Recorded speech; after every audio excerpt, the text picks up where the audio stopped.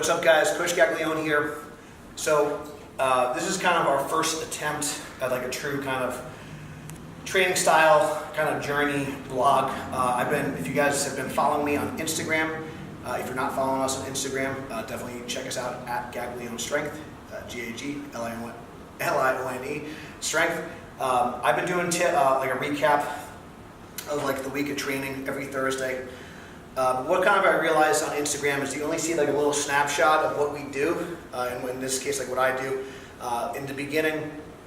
And just like for me, like even though my name is in the business and my name is on the gym, I started out as a personal trainer, so I didn't really have a clear vision for what we wanted. But everything we do is really about the team and about the individuals inside these four walls here, and everyone that kind of follows us and does our programming outside of the gym, of course. And we want to help build a stronger community. But I also realized that a lot of people, as I started to share my story, my journey more, a lot of people are kind of following along. They're getting inspired. For those of you guys who don't know, I've recently gone down about 100 pounds. At my heaviest, I was 340. I weighed 240 today.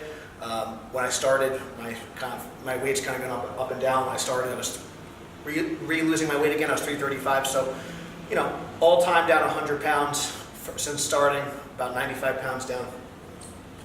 And this is my road to the 220 class. I've only competed in the 220 class once as a junior lifter. I'm now 31 years old, and I competed at a meet at 242 this past April. Did my first equipped meet at 242. It's been 10 years plus since I've been in the 242 class. I've been powerlifting and coaching for over 12 years. So I just want you guys to, if you go on and click subscribe, if you want to follow me along my journey, I'm looking to compete in the 220 class at Reebok Record Breakers in California in November. And so if you guys want to check out the video, please subscribe and stay tuned for this week's recap of the training of the week.